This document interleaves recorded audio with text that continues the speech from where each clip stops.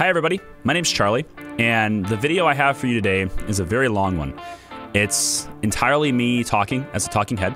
You could put this in the background if you want to. You don't have to watch the video. There's nothing visual really to share with you.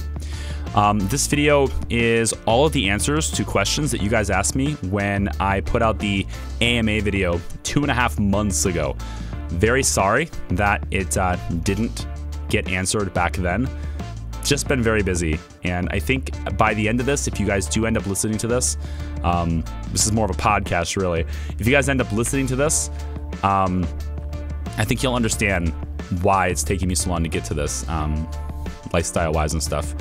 But yeah, I'm just gonna go through all the questions that was asked and give you guys feedback and give you guys the answers to those questions as best I can. If you've ever been curious about certain topics related to video creation, being a YouTuber or a streamer, or maybe you're someone who follows the channel and wants to know something specific around a series that I'm doing, this video probably will answer your question, hopefully. If it doesn't, please leave a comment down below, and if there's enough of them, I'll make a follow-up video, and if there's like a few of them, I'll probably just answer them below the video, but I want to try and answer every question there is.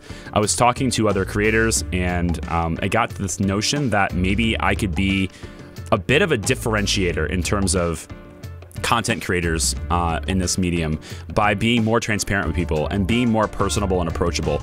And in order to do that, I have to answer the things that people want to know. So here we go. I'll just go down the list of all the questions I was sent, and we'll start with the one that has the vast majority of the questions. It's not really worded quite this way, but I'm just gonna lump them all together, and we'll go from there. All right, first question. If you're somebody who doesn't pay attention to the community tab on this channel, by the way, there's a community tab. It's like a little blog. I've been giving you guys a lot of updates, so check that out if you haven't already. Also, the Discord, because I post updates there before anywhere else, so you should join that too. Link in the description. Also, Twitter. Link in the description there as well. I'm very open and transparent with like what's going on, but there's a lot of people that just don't follow that stuff, and they comment on videos because they don't know, and that's fine. That's fine. We'll answer it here. Where is KSP? There you go. I have a love-hate relationship with this game. I love playing KSP. I love the game. It is a fantastic game. It is a nightmare to create videos for, though, relative to other titles. And that's the reason why you're not seeing it as much. And by as much, at least in the last few months, at all. And it's because I wanted to focus on growth. I wanted to focus on creating a channel and creating a stream specifically. I've gotten into live streaming a lot that was catered around me, my interests, and the type of games that I like to play versus one game. I am not a one game person. I don't want to ever be, and I won't be. As long as I'm like in control, I won't be a one game guy. And it's because I don't want to get pigeonholed into this content creation strategy that's around one game. You can ask any creator who creates videos for YouTube, for KSP. Ask any of the dwindling, decreasing number of people who create KSP content on YouTube. And what you'll find is when you ask them this question, you'll get the same answer that I'm giving you now. KSP content takes an extremely high amount of time per video to create relative to other titles. And aside from that, the second thing they're also going to confirm to you, and they will also tell you is true, is that when someone who is dedicated as a KSP channel, this really applies to any game, but KSP specifically in my case, if I was to create only content for that game, and I would have done that up until now, if I wanted to play anything else, and several YouTubers have tried, you're gonna notice that the numbers for those extra games, those different games, are dramatically lower than your KSP content. People subscribe for the game you're playing and the mission that you're doing in that game. They don't subscribe for you. So when you go to do something else that you're interested in, and you create just as good a quality content as you did before, just as much attention, just same pacing, same editing, whatever it is, you're gonna find that people don't necessarily take to that game as well. And that's the crutch of it. That's the double-edged sword, if you will, of being a one-game channel, is that you are pigeonholed into that one game. And you have to try to work your way out of it. And a lot of people start that process a little bit late, and they get discouraged when they create content for other titles.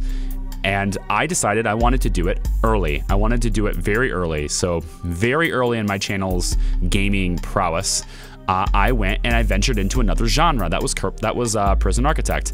It did very well, very cool. I got very excited. Then I went into other genres, and they didn't do as well. I want to create a channel and environment that has people coming to watch things for, it's hard to do this, but for me, basically, I want them to say, I really like this guy. He makes some good stuff. He's pretty entertaining. I'd like to keep watching his stuff. But the thing is, people don't do that. And if you're a creator, you have to understand this. People don't do that. YouTube definitely doesn't do that. With Twitch, it's a little different, but YouTube will not do that. Your audience will not do that. They will be game-centric, and that is just the way it is. Now, why am I going into all this?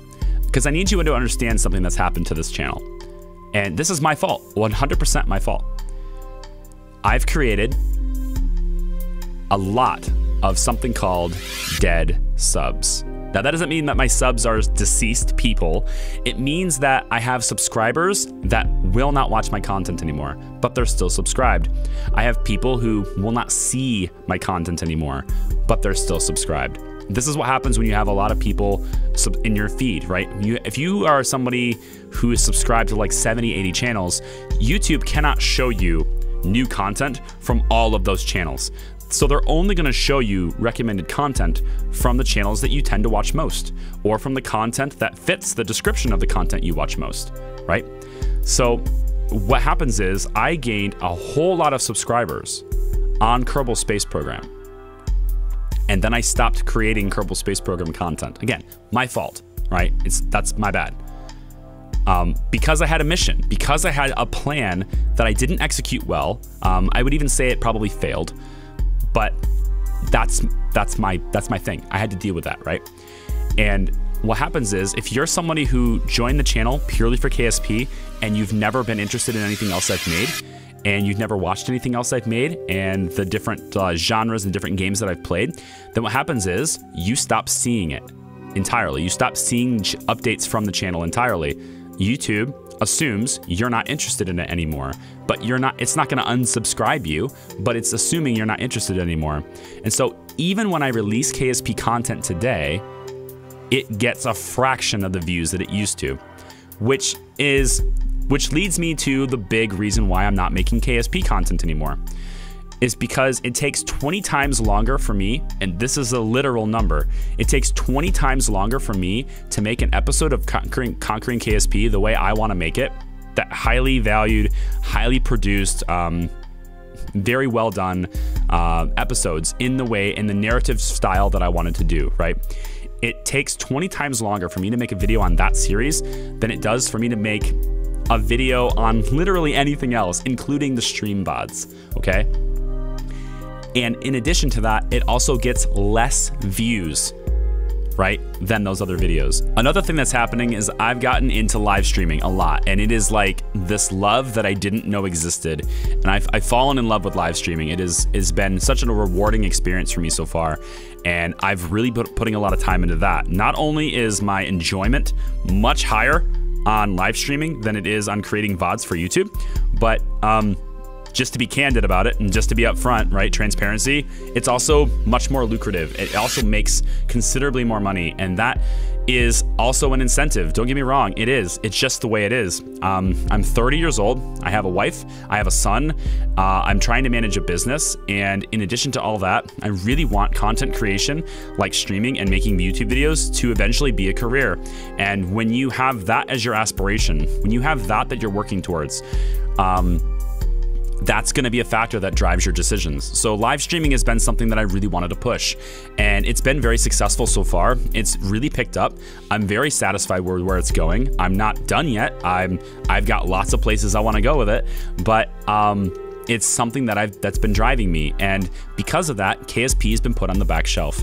But I'd like to fix that. And so the answer to where is KSP is it's coming to Twitch. It's going to be on YouTube still. Don't think I'm not doing it on YouTube still.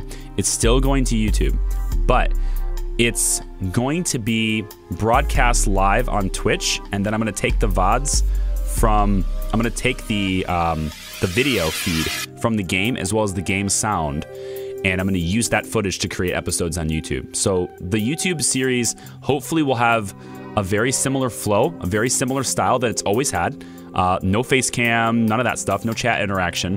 It'll still be highly produced, but my method of trying to get time to do KSP, because I've deprioritized it, because I want to grow my stream. My method though is to double dip a little bit and do it as a live stream, and then use the live stream for VODs on YouTube. And that's also the question of where my channel's going. My channel is largely a VOD channel now.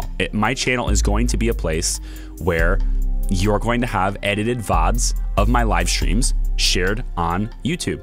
And that's just the way it is. If you're not into that stuff so far, maybe you haven't seen any of that content so far and you're like, what does that look like? Check out the latest videos I have. I have Frostpunk up. I've got A Way Out, which was a collaborative series. I did Divinity for a little bit. That fell flat, so I didn't work on that at all. That didn't work. We have Surviving Mars, and Surviving Mars has been a big boom to this channel, and that's the value that I want to present. That's the production quality and the value that I want to present on this channel. The Surviving Mars series is a very good indicator of the quality yet to come. And that's what I want to present. So where is KSP? That's where KSP is. Hopefully that answers the question. I've already taken up way more time than I wanted to dedicate to that question, but that's all I'm going to say on it. That right there, that's it. If anyone's like, where is it? I'm going to bring you to this video. So if anyone else asks this, you see people asking, where is it? Just link this video and say, watch the beginning, because I get right to the point on that question very first. Let's move on to the other questions. Can we have a house tour? No, you can't. I'd love to give you one, don't get me wrong, but my house is so messy right now that I'm ashamed to show it to you. That's as honest as I can give it to you. I just refuse to show it to you in the state that it's currently in. And it's true for the last month. My wife and I are extremely busy people. We're working all the time. We both work 70 hours a week. Both of us do. We just don't have the time to upkeep the house like I would want to in order to show it to you on, like, to the world on the internet. So for the time being, no. If that condition ever changes and we end up having a clean house at some point, then I'll take the opportunity, that narrow window of opportunity to do that. Maybe spring cleaning will do that for us. I don't know. We'll see. Can you alter stream times a bit so that Europeans among us can watch some of them too? I kind of have. I have two primary slots. I call them slots, time slots, that I stream in. It's the 12 noon to 6 p.m. slot, and these are all Eastern Standard Time because that's where I am. This is the 12 to 6 slot, and then I have the 7 to 12 slot, and that's the night stream. The night streams are intended to be a primetime slot for United States people, and my 12 noon slot is intended to be a closer to primetime slot for Europeans. And that's kind of where it is. The only people that really have a very inconvenient time to watch the streams at any given stream, or at least some of them, are going to be people in probably like Asia, because you guys are exactly 12 hours. So Asia, Australia, things like that, you guys probably won't have the most convenient of times, but even you guys could watch it in the morning when I do my night slots, because that would be like 7 a.m. for you, all the way up to like midday. So like that's a possibility for you guys too. Having an afternoon and a night ensures that I can reach somebody at any given time. But it's also not healthy for my growth of my stream, because I'm also alienating half my audience at any given time. Only half the people that would be following me are able to watch. And so like I might be catering my midday, like my 12 to 6. That's great for Europeans. It's great for people in West and East Europe. And it's, if you really stay up late at night, you might be able to catch the beginning if you're out in Asia. But it's terrible for US people usually, because it's in the middle of your workday, and by the time you get home from work, my stream is wrapping up. That's what happens, you know? I can't do anything about that because I'm trying to cater to more people. Effectively, the answer to your question is I already am, and it might even be hurting the stream by doing so, but I don't care because I like seeing a diverse range of people. I like reaching more people, and I think ultimately it will lead to better growth for me because eventually whenever my schedule needs to shift around, and it probably will because that's what happens for adults who have families, whenever I have to shift my schedule around later, I'm highly likely able to still reach good people because I'm also already reaching people around the world. I'm hoping that that's the case. Can the Let's Try series come back? Yeah, it totally can, and I'd love it to. I just need to receive something that's interesting. I've been kind of waiting for a game that's really great to show off and something that I can showcase in a single video for a Let's Try. And I just haven't been receiving anything that's really all that interesting to me. Creators like myself, and certainly people who are much bigger than me, and even people who are smaller, receive free keys from developers. It's called press releases or influencer rollouts, if you will. We receive games so that we can showcase them to our audience to create buzz, to promote, and all that kind of stuff. That being said, if I ever receive a free key, I'm gonna tell you what I really think about it. I'm not gonna like sugarcoat it or be really nice or you know, try to actually advertise that game just because I received it for free. I'm gonna flat out tell you I received it for free. Now here's what I really think. But I haven't really been receiving anything that's like super interesting to me. I get a lot of people messaging me, but I look at their game and I'm like, I'm not really interested in this. And the reason why I don't do a Let's Try on games like that is because I feel like I'm going to be negative for no reason, right? I don't want to present a Let's Try and be negative about something just because it's not my thing. If it was my genre, I might view it more favorably, right? So rather than doing a negative review on something that's not my type of game, I'd rather wait until there is a game that's my type of game, so at least it has a chance to get a positive outlook from me because it's something I'm interested in.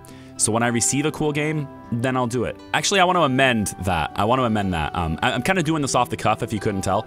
I have received a couple of different games that were brand new, but I did it on stream. I did it on Twitch. I showcased it and tried it out on Twitch. And perhaps that wasn't the best call. And if I could maybe go back and do it over again, I might change the way that does. And maybe I'll do that in the future. Maybe we'll save the new game Let's Tries for a YouTube video, and then if it's well received, we might be able to incorporate it into a stream. Perhaps that's something we'll do in the future. Most of the things I do on my channel, in both Twitch and YouTube, are experiments. They're very experimental, and I always like to dip my toes into a bunch of different things, see how it works. And maybe that's where I need to go from that. I don't know, we'll see. Can you have Tesla on the stream more often? Yeah. I mean, I'd love to. The problem is she doesn't sit still. She's really energetic. She doesn't sit still, and like I'm not gonna follow her around with a camera because I can't really do that very well for a stream. And now that I have a lighting setup, I have a better lighting setup for my stream now, and now that I have that, whenever she comes down here and she's running around and being wild, I'm really concerned about her tripping over power cords and dumping this light or the several lights that I have and like trashing my setup, and I don't want that. If she comes around behind me and runs behind me, then she messes with my green screen, and then I have to reset all this stuff too. It's kind of a pain in the ass, and so I only bring her down when it's like when she's calm, right? I only bring her down when I think I can keep her under control. That's just kind of the way it is. I'd love to change that, and when we move to a new house later, a couple of years, maybe a year, whatever that is, I'm hoping to have a good office environment where I can wall mount all my lights or ceiling mount all my lights, and then not have to worry about stuff like that. I mean, she's not a cat, right? She's not going to sit there lazily on a bed, and she's not a lap dog, because lap dogs will do that too. She is just not that way. She has to be moving all the time.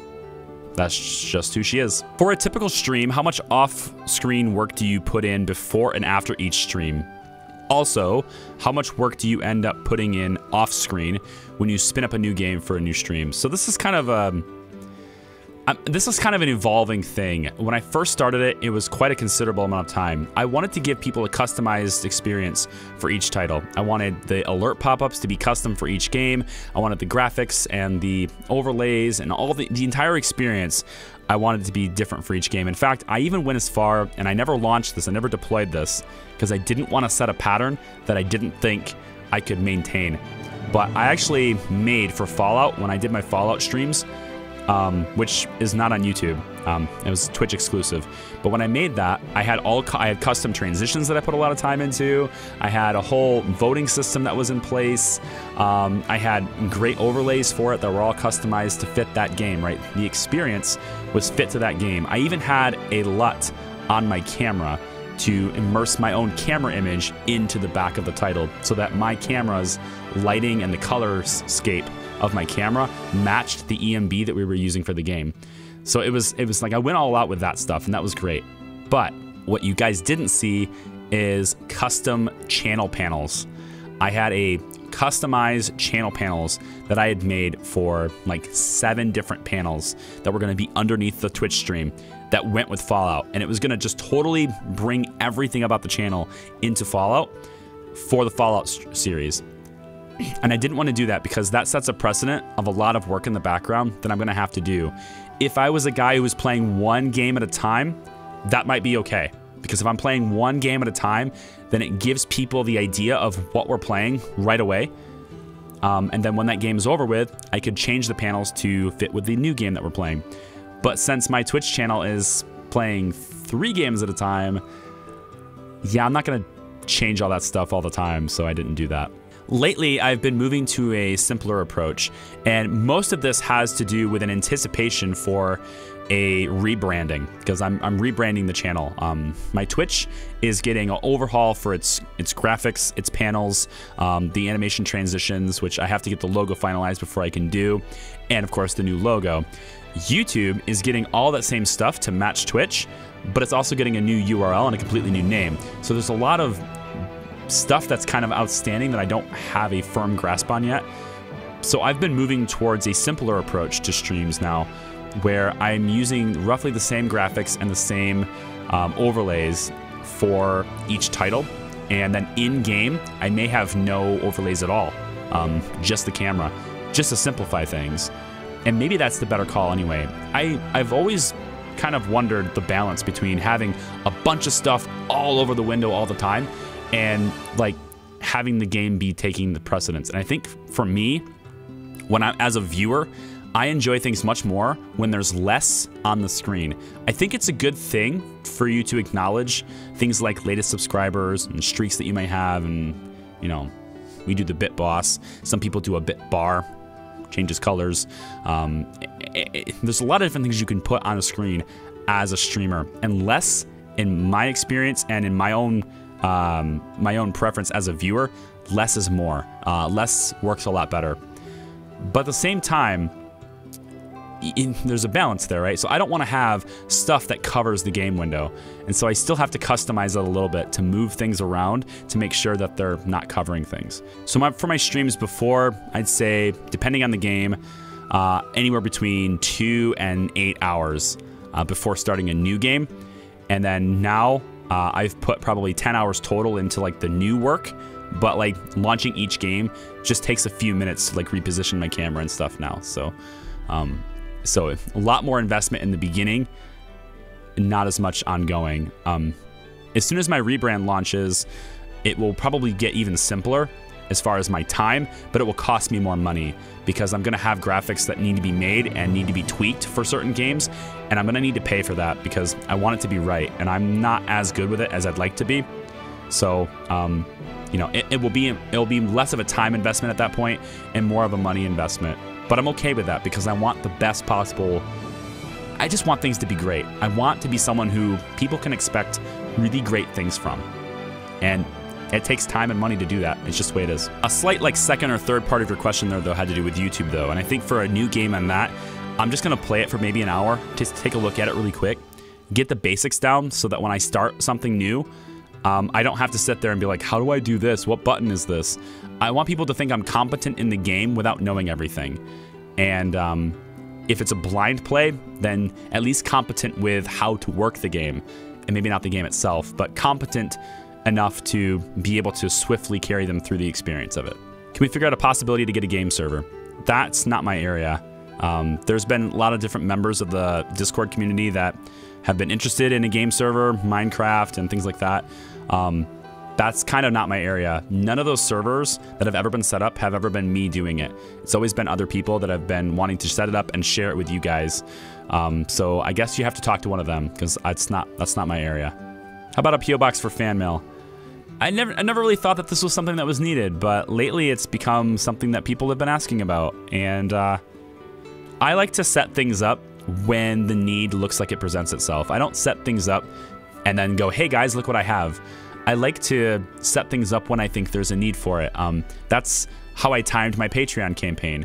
I didn't set up Patreon until there were people already saying, hey, how do we support you? How do we help you in making more of this stuff? That's when I set that up. I didn't set it up and go, hey guys, give me money. I set it up because I went, hey, well, you've been asking, here's a way for you to do it. And that seemed to be very successful at the time.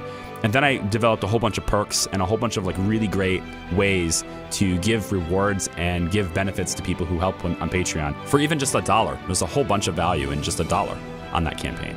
So for your question about PO Box, it's coming, I guess. Yeah, I guess it's probably coming at this time. I think it might be about time for that. Yeah, sure. I was very close to a shootout just now. Is this what living in Detroit feels like every day? I'm not calling out the people who ask these questions. I'm just going to label the questions. I got a feeling this is a bit of a troll question, but as a genuine answer to it, I don't live close enough to Detroit to be susceptible to the crime that goes on in the inner city. I visit Detroit rarely. Actually, the city, I visit it rarely. So I'm not really susceptible to it out where I am. I'm in a pretty safe suburb where I am, so. How do I convince you that buying a VR headset and a racing wheel and getting into sim racing will give you literally the coolest gaming experience ever, so worth it? Yeah, I've talked to you about this already.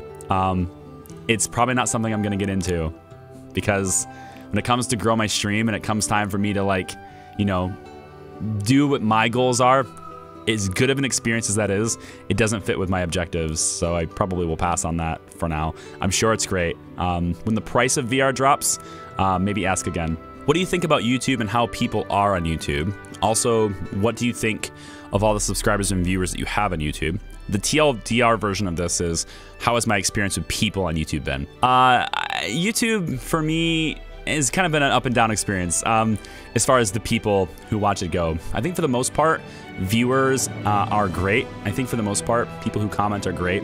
There's always going to be those trolls. There's always going to be people who attempt to get under your skin. And I'm a pretty thick-skinned person. I'm very comfortable with who I am, so it takes a bit to piss me off. But there are always going to be those people who really try to do that. And my experience with them has been very short. If you come to the channel trolling, your comments just get hidden forever. I could report spam.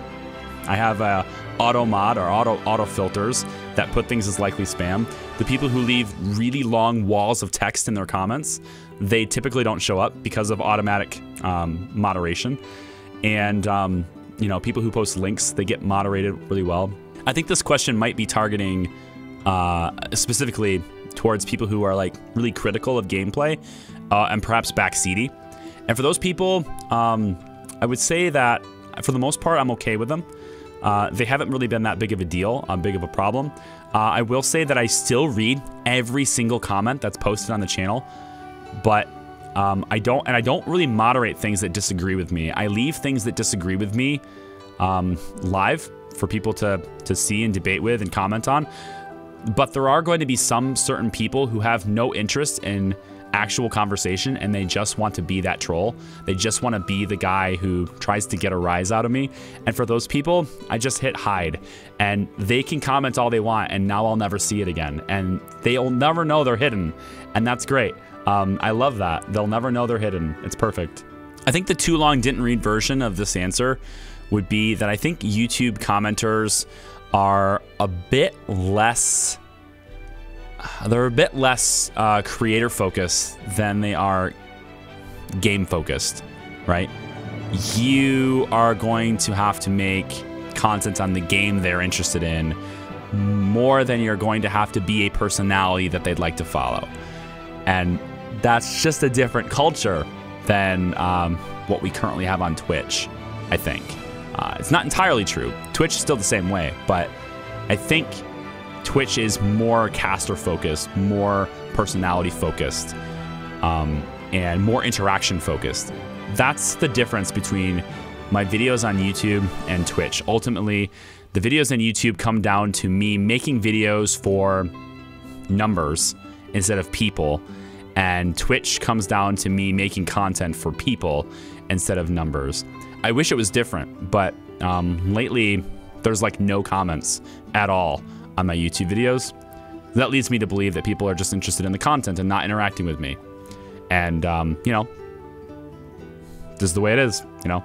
That's my input on that. I don't think it's neither good nor bad. I just think it's different.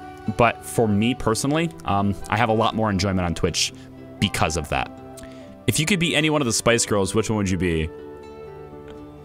I think I'd be Posh. Yeah, I'll go with Posh. Are you getting a bit distressed with the slow growth of the stream, or do you think the game choices is what's causing it?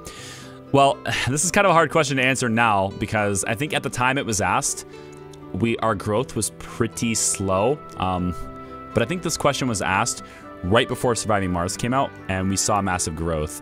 So it's a little bit weird to answer this. I will say that I wasn't down at all. I'm trying to answer this in the past, so it's a little harder, but I will say that I wasn't really down at all. Game choices are incredibly important for growth. There are two types of streamers, right? There are two types of streamers. There's the streamers who play games because they enjoy them and they're just having fun. That's just what they want to play, so they play that. And that's great. Those people should not be concerned with numbers, and they shouldn't be concerned with numbers because they're not likely to get them. And then there are other people who treat their stream like a business, right? They treat it like something that they want to grow, something that they want to remain healthy and to push forward with, something that they want to maybe even eventually make a career out of. This guy. They make exceptions, they make compromises, they make critical decisions based on, not solely based on numbers. They still play the games they want to play, but they're smarter with how they do it. They're smarter with how they execute it. These are not, by the way, those people who are small streamers who only play Fortnite. That's the first group. If you are in the second group, you should not be doing that. So I will say that game choices are incredibly important, and I do make decisions based on that as well. I want to grow my stream. Today it's a little different because today I've got Twitch partnership. So to say, am I disappointed with the growth? Not really relevant anymore. But no, I wasn't disappointed with it at all. I knew that I knew what I had to do.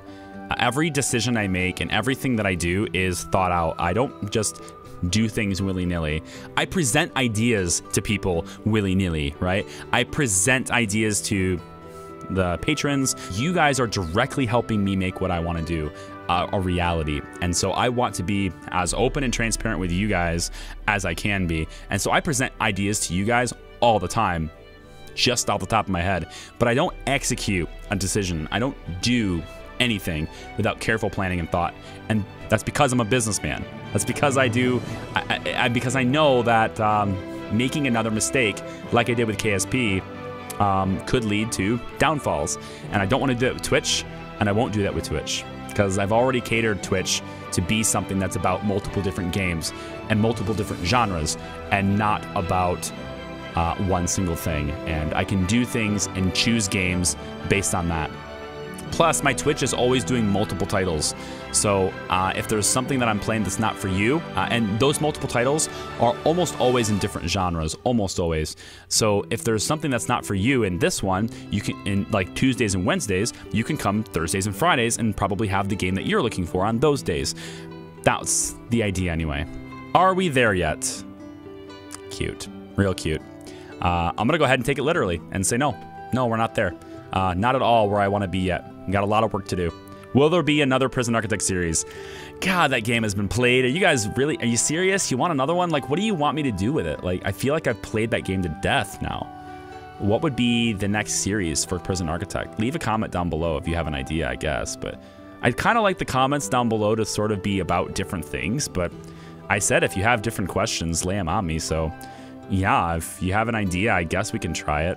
But I don't really have any more ideas for that game. I think I've played it a lot already. And it's kind of old too. It doesn't really have anything new to present to you. There are other titles that are coming up that are much more worthy of my time, I think. But that kind of question, right? Again, I'm not gonna disclose who these are. I don't even have them written down who asked them. I just have the questions themselves. That kind of question is, again, it's an example of a viewer who's very game-centric, right? They like a particular game. And maybe they are, maybe they're not. And I might be wrong in this particular instance, but a person who says, where is KSP? Where is KSP? Is there gonna be another Prison Architect? Are you gonna play Prison Architect? They're very game-focused people, and they don't typically have any interest in the other games I'm working with. If I feel it's a good idea for the growth of a channel, or if I feel it's a good idea for my own personal value, if I want to do it, if I feel I want to do it, and at the same time it aligns with the growth of a channel, then yeah, I'll pull the trigger and I'll do it, man. You'll see another one. How are you handling the balance of being a father and doing the family stuff while also running a business and also creating content for YouTube and Twitch? Is there any advice you have for anyone else wanting to do the same? Oh. I will tell you that the single most important element of this, I cannot stress this enough, I really can't, is you do not ever want to view YouTube and Twitch as something that's a career unless it proves itself to be one. You also, second most important part, and perhaps this is the first most important part, I just did it in the wrong order. So let's say they're equally important and it's just no particular order in these two things. Second bit there is you have to have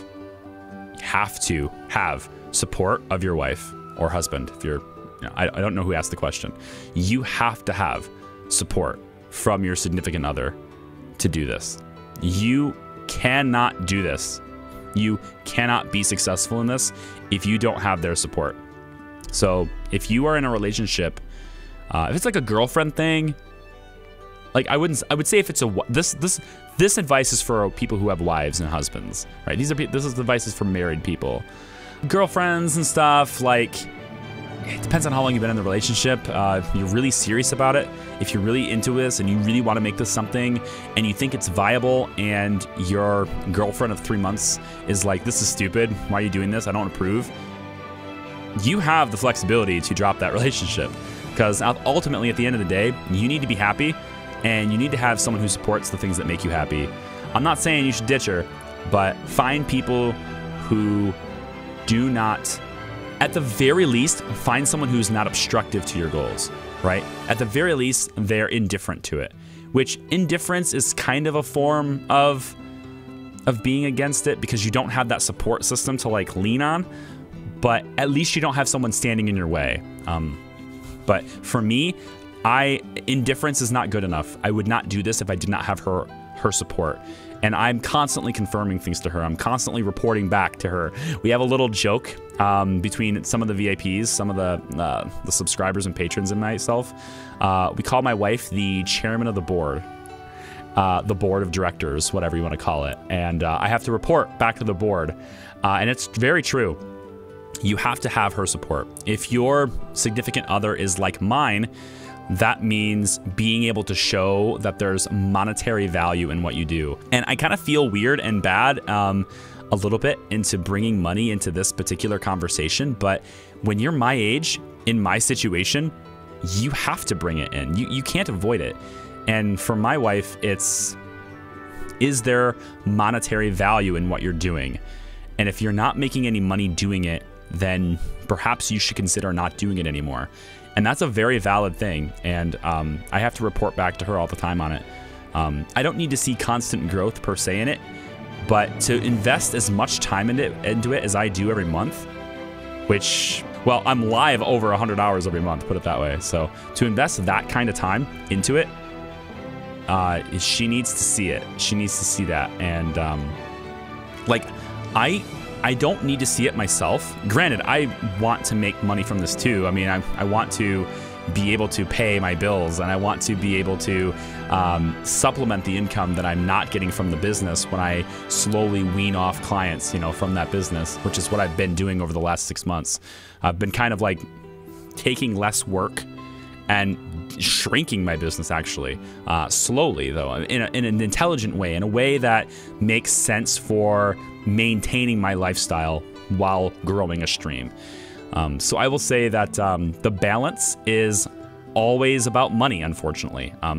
You balance family stuff, running a business, and creating content for YouTube and Twitch based on your financial ability to maintain the lifestyle that you have or to grow to a lifestyle that you want. YouTube is not going to make you any money. As on my channel, at my level of subs and the number of views that I get, this network, this ad revenue wise, whatever, it makes basically nothing for me in terms of like support for my bills.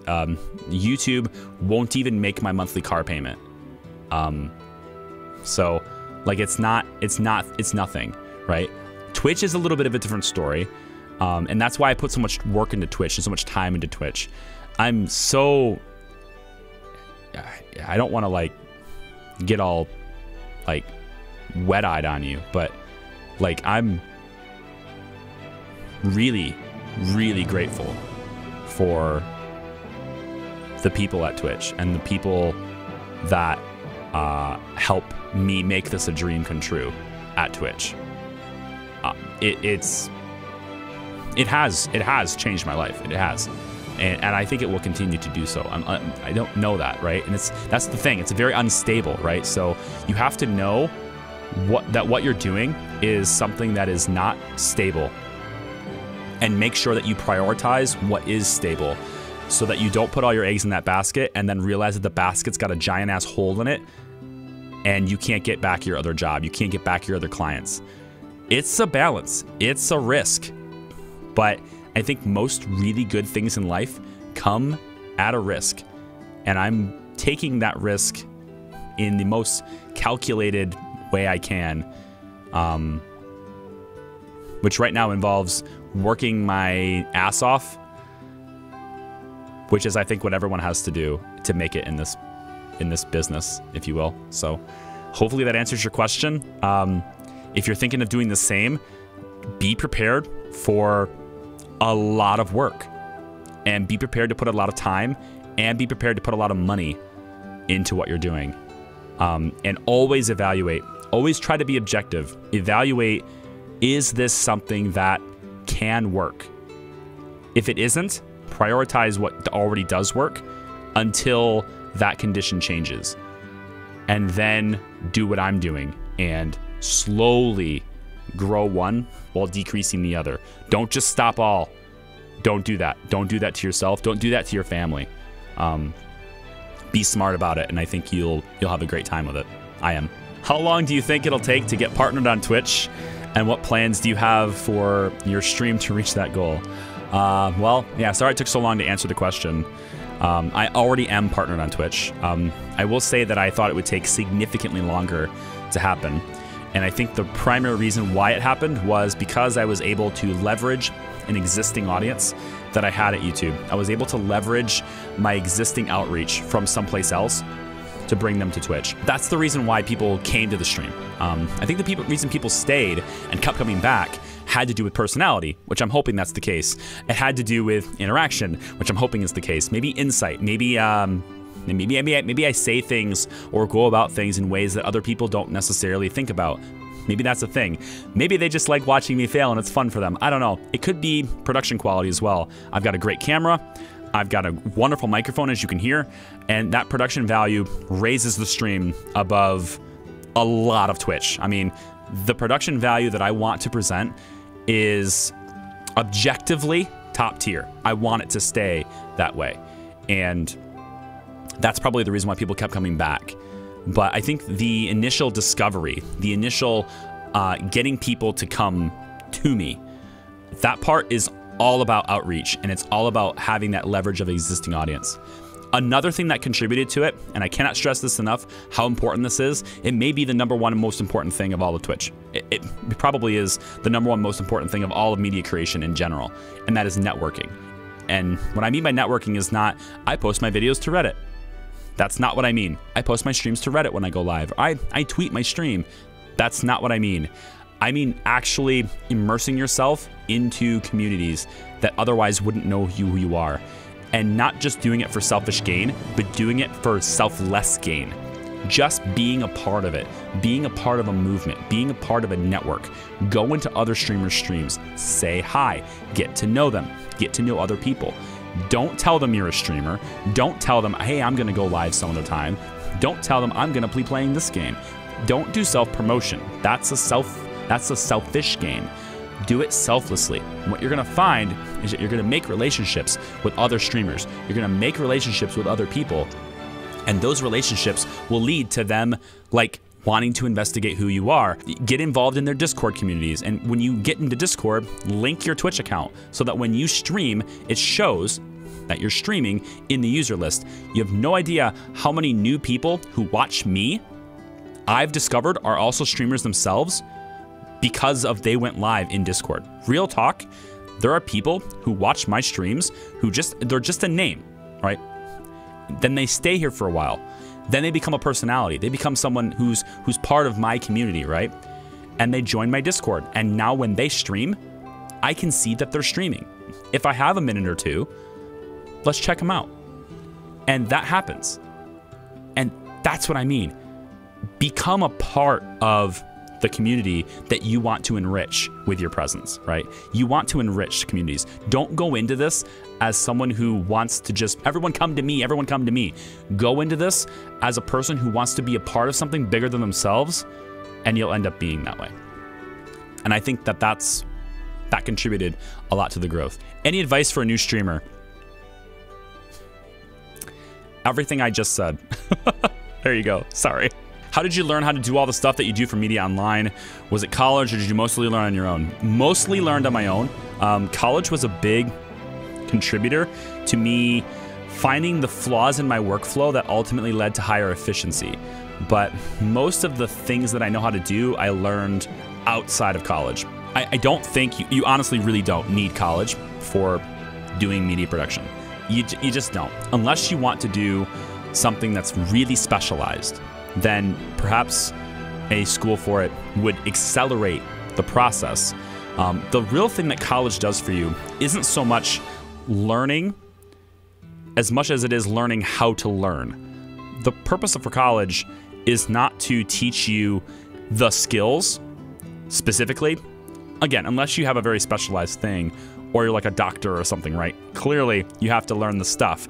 But for this career path, for media production in general, the process of learning is much more valuable than what you're learning itself. And that part helped me in ways that I wouldn't have had if I just jumped right into it. But most of what I know is self-taught, and I'm open to sharing that stuff. People come by the stream all the time and ask me things like that. I have a perk that you can purchase in my stream store that has you asking me questions about video or asking me anything you want. And that's the kind of person I want to be, is someone who is really open and wants to help other people. It's who I've always been. That's what Hot Tips is. Hot Tips was a brand that was all about giving people tips and tutorials and learning material that allowed them to be better than they were at whatever it was I was trying to teach, right? I still want to be that way. Even after Hot Tips is rebranded, I still want to be that way. And I'm hoping that people get value out of that. I get value out of giving it out. It makes me feel good. It makes me feel like I've done something. Like I've affected the world in a positive way. Like I've changed somebody else's outlook on what they think they're capable of just by showing them or telling them something that they didn't know before. That's a positive influence on the world. I want to be that. I want to reach as many people as I can by doing that. And that's why I'm here. And that's how I'm going to conclude this video for now. I want to make a positive influence on the world, whether it's just making you entertained and giving you cool gaming content, or whether it's sharing videos like this that give you insight into what somebody like me thinks about and goes through every day. So take care, guys. I know this video was extremely long, but it is what it is. And I hope it's helpful for you. Take care. Bye.